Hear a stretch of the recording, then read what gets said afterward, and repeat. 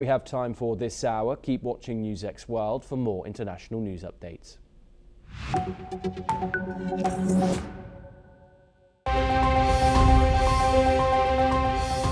The physics was known for quite a while, and so I think it hasn't really changed our understanding the quantum world work. Job with the James Webb Space Telescope was to look as far back in time as we could to see the universe as it was young. Changing the basic attitude about what education is for and what it needs to be. Biology, medical studies, they make great progress.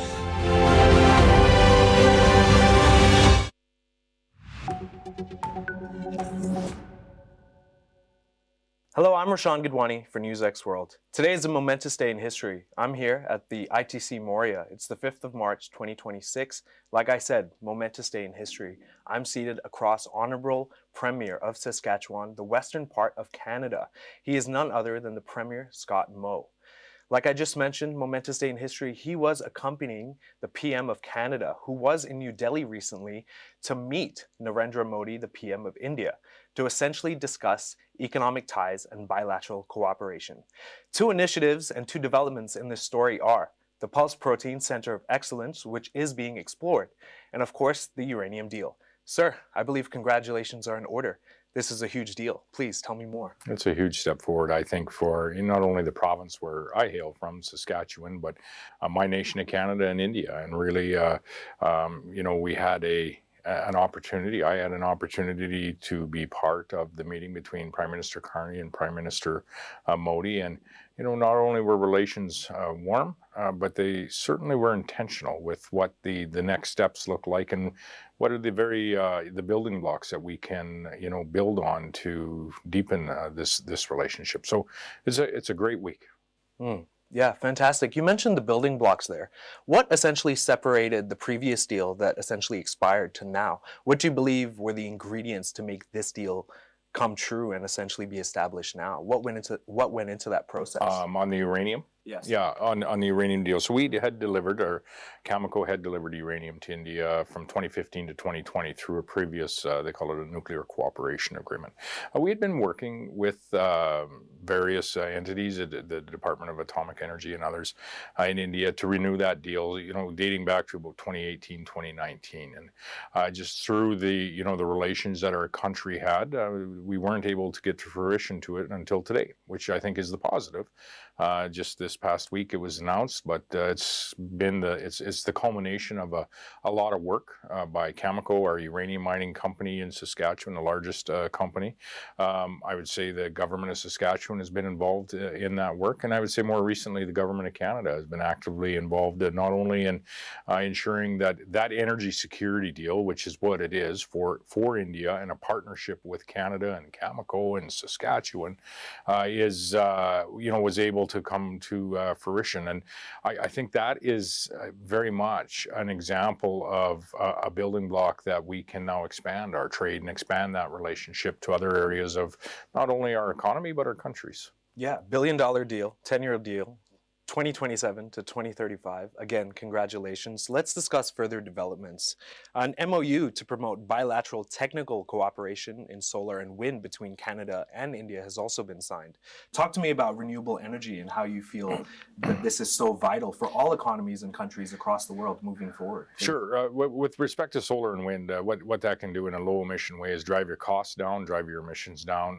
But it's not a base load power source, and it needs to be a mix that's in the conversation. Some solar, some wind, and then looking to base load options like nuclear power, of which this uranium deal is foundational on. Now, there might be opportunities for us to discuss and collaborate on technologies, nuclear technologies moving forward. Cameco has their own nuclear technology, for an example, that we're looking at in our province.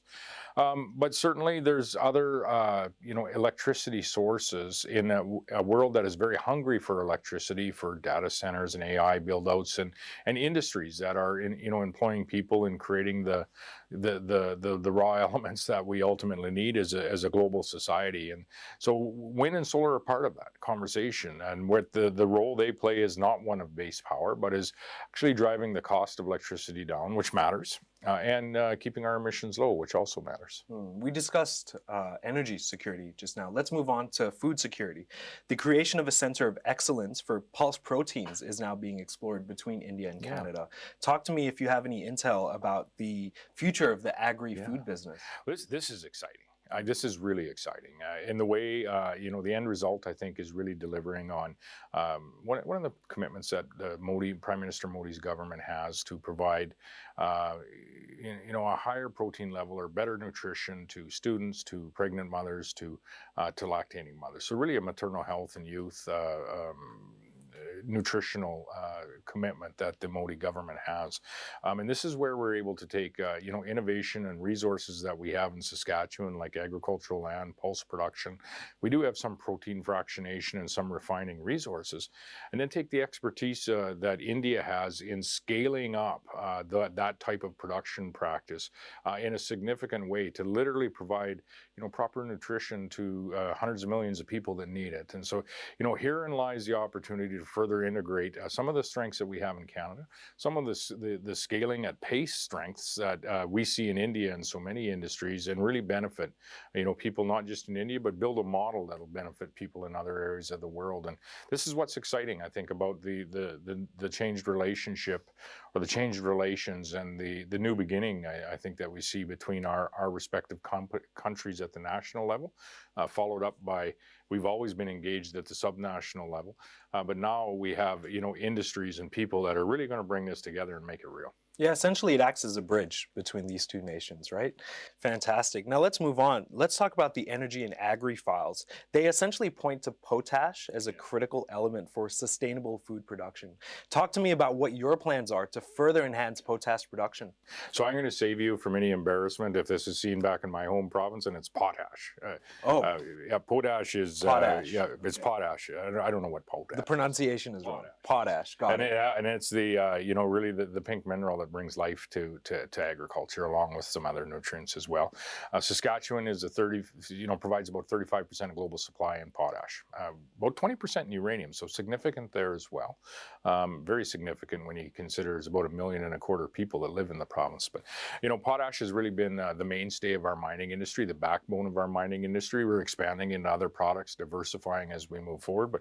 But potash still is very much employing many people in Saskatchewan, allows us to be in places like India and be part of their food security supply chain, part of their nutritional security supply chain. And we do that for, whether it's pulses, canola, potash, uranium.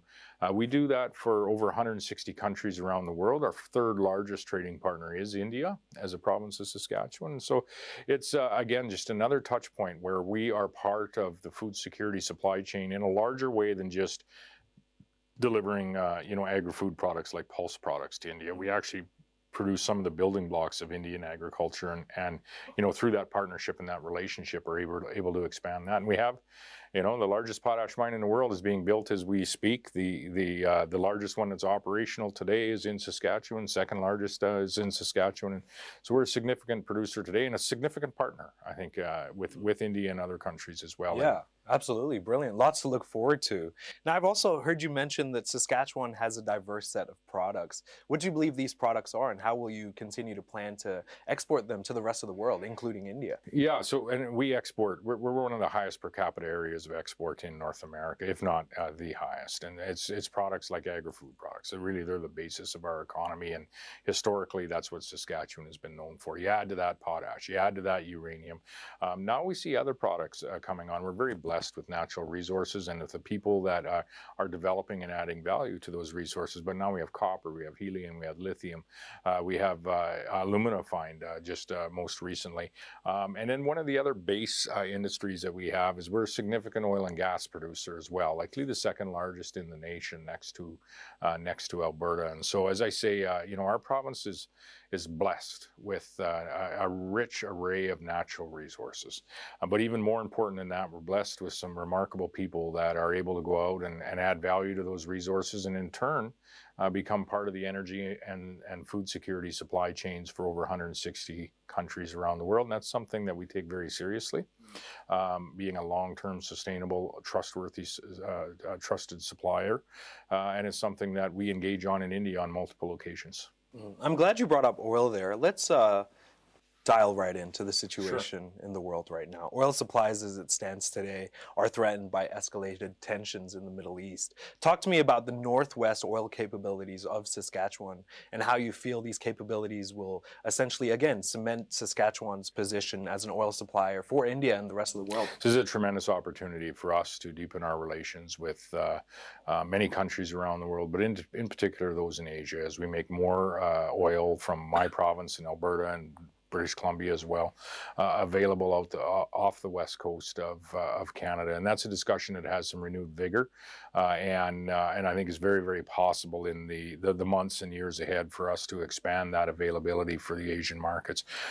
Understanding that as we utilize oil today globally, and we do need it today, and we see the challenges with some of the unrest in Western Asia or the Middle East today, the Canada can very much fill that void and become that trusted supplier as we increase our product available on the West Coast. And this is what's important. When it comes to oil that's produced around the world, it's not like products with respect to carbon content, with respect to, environmentally how it's produced.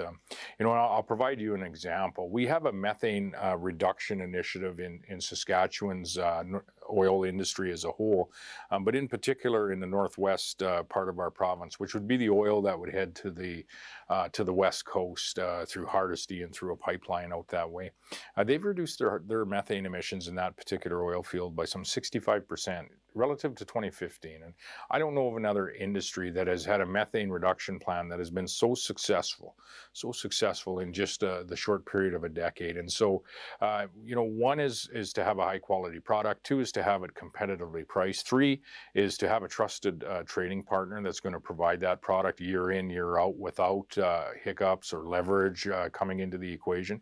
And then last, but certainly not least, is increasingly people want to know how that product is produced. And in the case of all Saskatchewan products, including our oil, it's some of the most sustainable from an environmental perspective product that you can find on Earth. And we're proud of that. Yeah. Fantastic. I've also heard you say that Canada can certainly compete. You've just touched on it briefly. Talk to me more about this. Well, we can, and we look forward to, and we embrace the opportunity to compete. And, we're not unlike many other nations, as we have a discussion as Canadians as to what our future looks like and how we're going to produce products, what we're going to produce, and where we're going to engage with those products. And we've been very open on all of those conversations or topics from a provincial perspective. And I think the future looks very bright for my province and our nation with diversifying the products we're producing, diversifying our markets around the world, and expanding on existing partners that we have. And as I said, India, from our province's perspective, has been our third largest trading partner for a number of years now. I think we have tremendous upside opportunity now that we see our national government starting to come to points of agreement and starting to really set the terms of, what the future looks like for trade between Canada and India. And I would point in that relationship is going to be the committed conclusion of the Comprehensive Economic Agreement by the end of this year. That's a tremendous step, and that's a very ambitious timeline, and it was put forward by both prime ministers earlier this week. And so exciting times ahead for us to expand what I think is a very solid base of trade from Saskatchewan to India, but also to expand a much larger diversity of products that we are trading and scaling and partnering with India companies and providing benefits for people that live in India and people that live in Canada. Yeah, fantastic. I think that about sums it up. If there's anything you could say to the people of Saskatchewan and India to essentially solidify the deal, like you just said, these are ambitious initiatives and goals, right? What do you believe the key ingredients are between like interpersonal ties post 2035 to essentially seal the deal for longer periods of economic ties between India and Canada? Well, let's respect our differences, understand each of us has weaknesses, but let's focus on our strengths and points of agreement and move forward where we can. Thank you so much for your time. Take care. I'm Rashan Gidwani for NewsX World.